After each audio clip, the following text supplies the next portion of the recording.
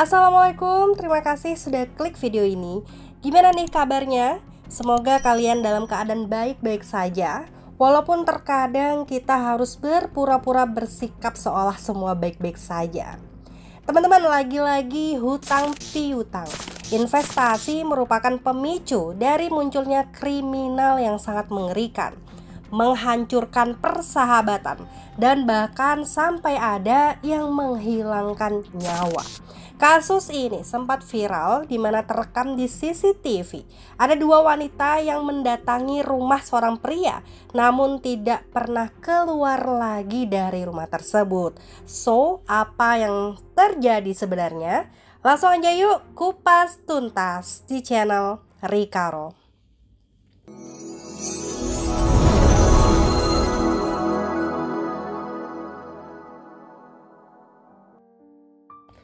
Seorang wanita bernama Yusi Purawati berusia 48 tahun.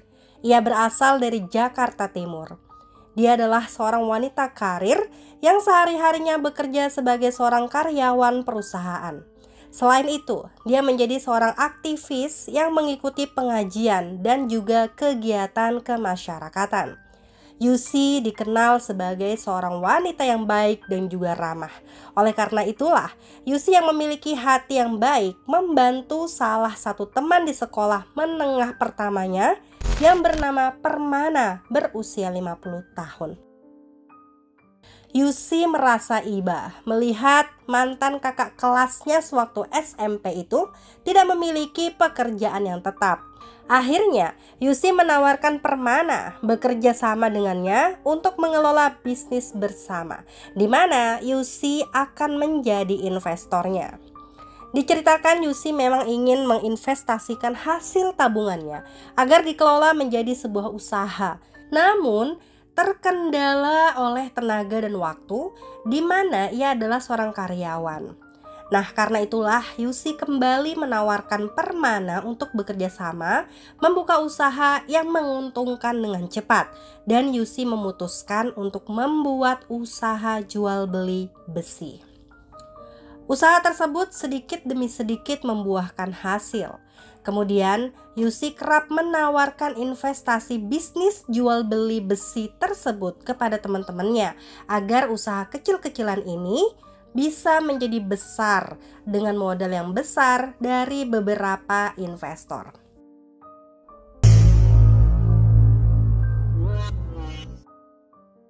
Diceritakan suami Yusi bernama Harry yang menitipkan sebagian dari hasil tabungannya ke Yusi.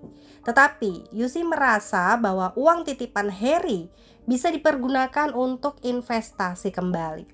Akhirnya Yusi pun kembali memberikan uang titipan suaminya dengan berharap uang hasil investasi kali ini menjadi berlipat. Awalnya keuntungan berlipat hingga menghasilkan uang hingga 20 juta. Lalu Yusi menyisihkan uang hasilnya sebanyak 5 juta untuk kembali menjadi modal investasinya. Namun, lambat laun hasil dari keuntungan yang seharusnya telah menjadi ratusan juta tersebut malah menjadi hutang yang bertumpuk-tumpuk untuk Permana. Ternyata Permana tidak menyanggupi untuk mengelola bisnis tersebut hingga perputaran uangnya menjadi tidak jelas. Oleh karena itulah Yusi merasa curiga uang tersebut dicurangi oleh temannya itu. Teman-teman Yusi merasa dirugikan nih karena tidak mendapatkan keuntungan kembali sesuai waktu yang ditentukan Yusi.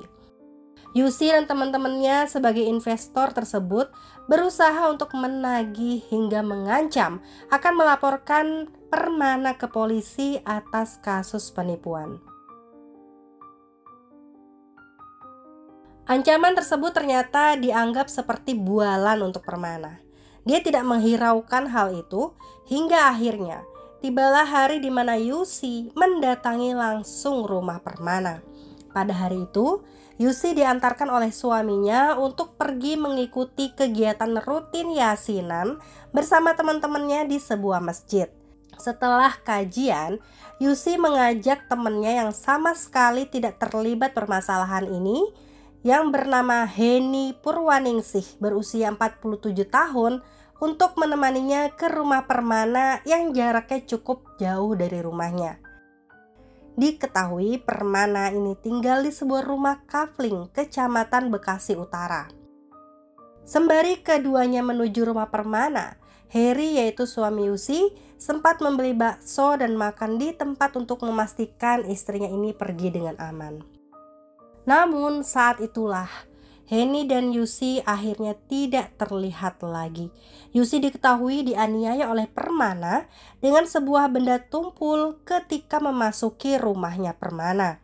Heni pun tidak luput dari pukulan hingga keduanya tidak bernyawa. Tidak habis akal, Permana membuat lubang di samping rumahnya untuk menguburkan tubuh keduanya dengan semen. Keduanya pun dicor di rumah Permana. Hingga keesokan harinya, Heri mencari-cari istrinya hingga melacak lokasi ponselnya dan menemukan titik terakhirnya adalah di rumah Permana. Heri pun segera menyusul mendatangi rumah Permana. Setelah didatangi, dirinya tidak menemukan adanya tanda-tanda pintu dibuka. Heri akhirnya mendobrak pintu dan menemukan bahwa Permana sedang menyayat pergelangan tangannya sendiri untuk mengakhiri hidupnya. Dia ditemukan bersimbah darah oleh Heri suami Yusi, lalu dilarikan ke RSUD Casbullah Abdul Majid Bekasi. Namun teman-teman, nyawanya tidak tertolong. Permana pun akhirnya meninggal di perjalanan menuju rumah sakit.